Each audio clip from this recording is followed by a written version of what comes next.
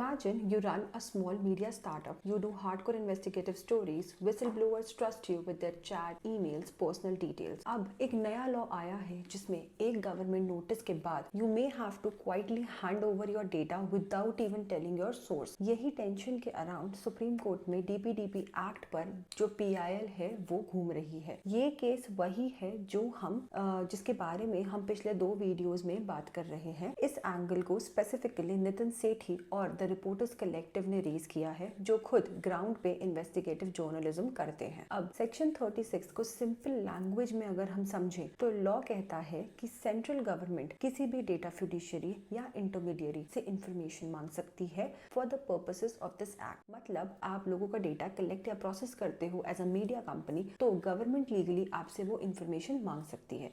Media houses भी exactly यही करते हैं। उनके पास सोर्सेज के नाम, नंबर्स, ईमेल्स, नोट्स सब होते हैं। इसलिए जर्नलिस्ट सोर्स डेटा भी इस जोन में आ सकता है, एटलीस्ट इन थ्योरी। इसी से रिपोर्टर्स अनईजी हैं। फिर आता है रूल 23 सबसेक्शन 2। अगर गवर्नमेंट समझे कि रिक्वेस्ट को डिस्क्लोज करने से सॉवरेनिटी या सिक्योरिटी ऑफ स्टेट अफेक्ट हो सकती है, तो वो कह सकती है कि आप किसी को भी मत बताओ कि ये इन्फॉर्मेशन मांगी गई, not even the data principle, जो हमारे एग्जाम्पल में एज अ मीडिया कंपनी हमारा सोर्स हो सकता है, जो हमें इंफॉर्मेशन देता है, सीक्रेट इंफॉर्मेशन। तो आपको नोटिस मिलेगा, आप कंप्लाई करो या कोर्ट जाओ, लेकिन आप अपने विसल ब्लोअर और सोर्स को वार्न नहीं कर सकते हो। तीसरी लेयर है section 33 subsection 1 which talks about penalties. अगर बोर्ड को लगे कि आपने सिग्निफिकेंट ब्रीच किया है तो वो बहुत ज्यादा हाई फाइन्स लगा सकती है which can extend up to 250 crore rupees. और सिग्निफिकेंट ब्रीच का मतलब बोर्ड ही डिसाइड करेगा केस टू केस सिनेरियोज में। पेटिशनर्स का पॉइंट ये है, सेक्शन 36 से स्टेट